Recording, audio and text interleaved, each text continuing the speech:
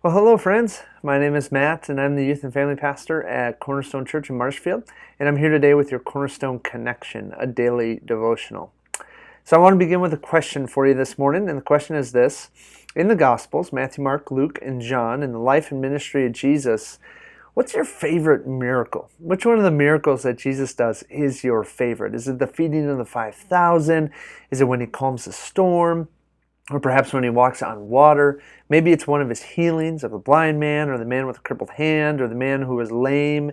There's all these different miracles that Jesus did during his life and ministry here on earth. And I got to thinking, you know what? One of my favorite miracles in the Gospels actually wouldn't even be considered a miracle. It's not, if you were to Google miracles that Jesus did, it wouldn't be in this list. You wouldn't see it online at all. And in fact, it wasn't even something that actually happened. It was something that Jesus simply talked about. It was something that he taught about.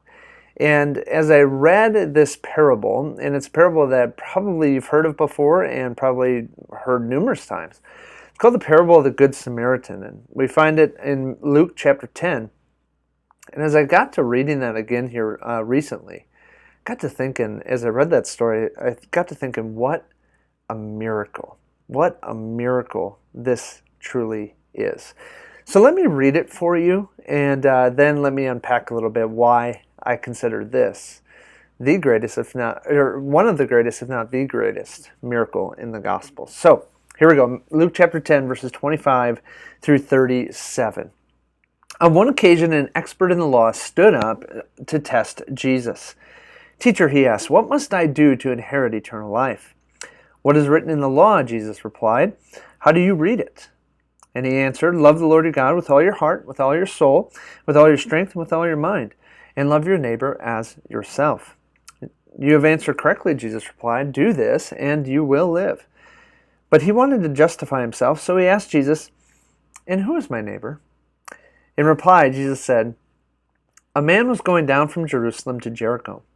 When he fell into the hands of robbers, they stripped him of his clothes, beat him, and went away, leaving him half dead.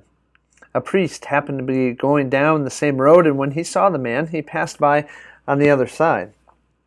So too a Levite, when he came to the place and saw him, he passed by on the other side. But a Samaritan, as he traveled, came where the man was, and when he saw him, he took pity on him. He went to him and he bandaged his wounds, pouring on oil and wine. Then he put the man on his own donkey, took him to an inn, and took care of him. The next day he took out 2 silver coins and he gave them to the innkeeper. 'Look after him,' he said, 'and when I return, I will reimburse you for any extra expense you may have.' Which of these 3 do you think was a neighbor to the man who fell into the hands of robbers?" The expert in the law replied, "The one who had mercy on him." And Jesus told him, "Go and do likewise." And you might be thinking, "Matt, that's not one of the miracles that Jesus did." And I agree with you.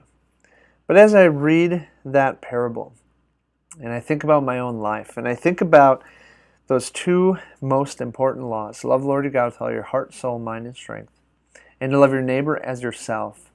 And I consider my own life, and I consider the times when I come into contact with people, whether it is in my own neighborhood, or be here at church, or be out in the community, or even within my own family. You see, Jesus lets us know through this parable that your neighbor is everybody. Your neighbor is anybody that you come into contact with. And he's also letting us know, if you're going to love your neighbor as yourself, you truly need to love them as you love yourself. And I got to tell you, friends, that's hard.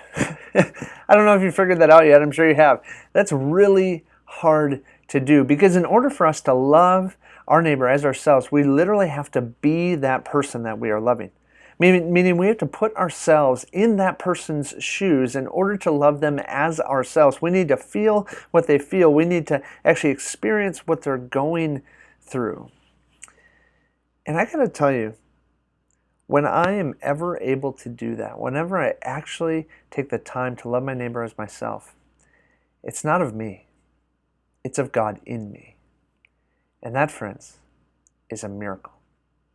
And so, friends, my prayer and my hope today is that we would go wherever we're at, And we would love our neighbor as ourselves, and we'd allow God to do that through us and to perform that amazing miracle today. Have a great day, friends. We'll see you next time on the Cornerstone Connection.